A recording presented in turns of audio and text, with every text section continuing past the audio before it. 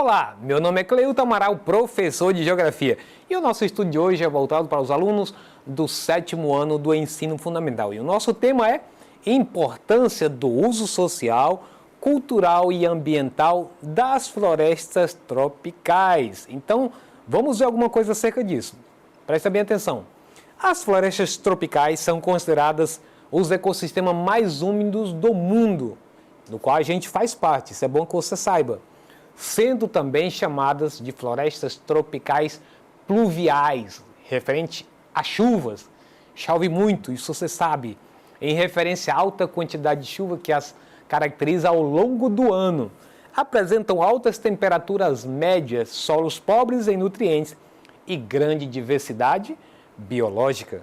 Como o próprio nome indica, essas florestas estão localizadas na região entre os trópicos e são encontradas na África, na Ásia, na Austrália, na América Central e na América do Sul. Olha só o mapa para você ver.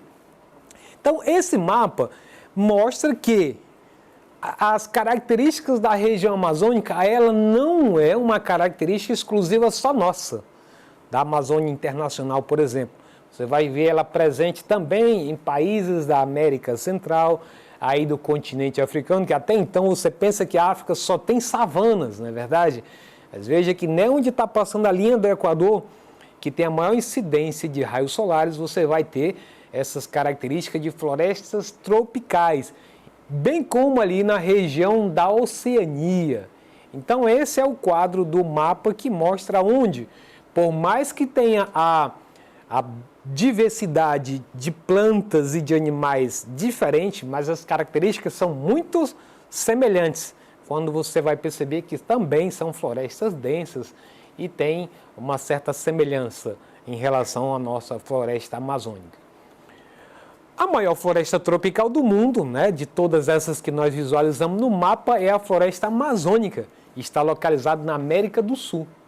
Essa floresta tem área estimada de 6,7 milhões de quilômetros quadrados, distribuída em 9 dos 11 países do continente, com maior área de ocupação no Brasil, que dessa Amazônia Internacional tem 60%, Peru 13%, Colômbia 8%, Venezuela 6%, Bolívia 6%, Guiana 3%, Equador 2%, Suriname 2%, Guiana Francesa 1%, respectivamente. As florestas tropicais têm um papel fundamental para a manutenção da vida no planeta, abrigando aproximadamente 50% das espécies de plantas e animais. Presta bem atenção nisso, vou até repetir. Metade do que tem no planeta de plantas e animais estão nessas regiões tropicais, certo? Então elas ajudam na regulação do clima, então ajudam exatamente nessa dinâmica climática global, até porque essas regiões têm muita umidade no ar e tem muita água que ajudam nesse ciclo, portanto ajudam a regular o clima, produzindo uma quantidade significativa de oxigênio e removendo gás carbônico atmosférico. As florestas tropicais também são lar para muitos grupos indígenas e comunidades locais que utilizam seus recursos apenas para a subsistência, ou seja, apenas para o seu próprio sustento. Além disso, são ainda fonte abundante de recursos fundamentais como água, alimentos, matérias-primas para medicamentos. Olha aí essa tela, na sua tela, essa imagem, plantas medicinais. Então, quantas plantas não já foram investigadas, pesquisadas por cientistas que têm, inclusive, a sua própria origem dos povos tradicionais, os índios e outros. E quantos de nós que vivemos nessa região amazônica também já experimentamos, desde criança, alguma coisa que tem essa raiz, Às vezes um chá, uma mistura aí de várias ervas, que você vende, as garrafadas famosas, Quanto à se ele tem um efeito que se deseja, não se sabe, mas é cultural para nós o uso desse tipo de medicina. E serviços como recreação, turismo, bem-estar, dentre outros. Então, só nesse contexto aqui você vai ver que está incluído aí a questão do social, cultural, econômico, que só essa página ela traz muita coisa para se investigar e muitos saberes a respeito dos conhecimentos, principalmente desses povos, dessa forma de viver nessas regiões tropicais. Bom, mas fora disso existem as ameaças nas florestas tropicais, onde existe todo esse arcabouço que foi citado anteriormente, que está contido cultura, está contido várias formas de sociedade, modo de vida e vários aprendizados.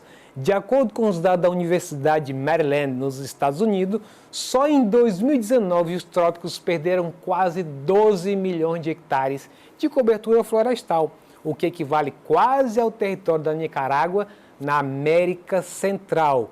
E aí eu quis trazer essa imagem porque ela revela exatamente o que traz essa ameaça nessas florestas tropicais ou qualquer outro tipo de floresta no mundo.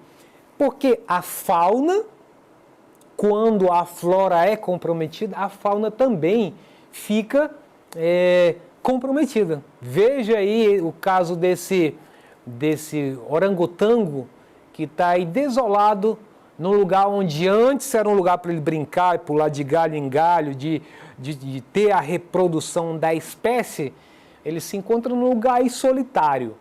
Claro, isso é típico no mundo inteiro onde ocorre o desmatamento. Mas veja que quando você mexe com a casa onde vive os animais, então isso causa uma série de problemas para a própria existência deles.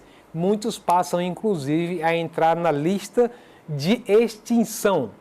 Bom, as atividades humanas, como desmatamentos para exploração ilegal de madeira, abertura de pastagem para pecuária e agricultura, mineração, apropriação de terras, construção de estradas, usinas hidrelétricas e incêndios criminosos, são as principais causas de destruição das florestas tropicais. O desmatamento tem aumentado na maioria dos países da América do Sul, especialmente no Brasil. Esse destaque da ameaça nas florestas tropicais é porque, quer queira ou não, ela tem um grande potencial madeireiro. Então, como existe muitos países que são interessados nessas madeiras, que são madeiras que produzem muitos metros cúbicos com a exploração delas e, portanto, existe um mercado, seja ele legal ou principalmente ilegal, desse tipo de madeira, então coloca, sim, em processo de ameaça, de extinção, muitas das espécies que, inclusive, são madeiras de lei, mas que muitas vezes elas escapam na própria...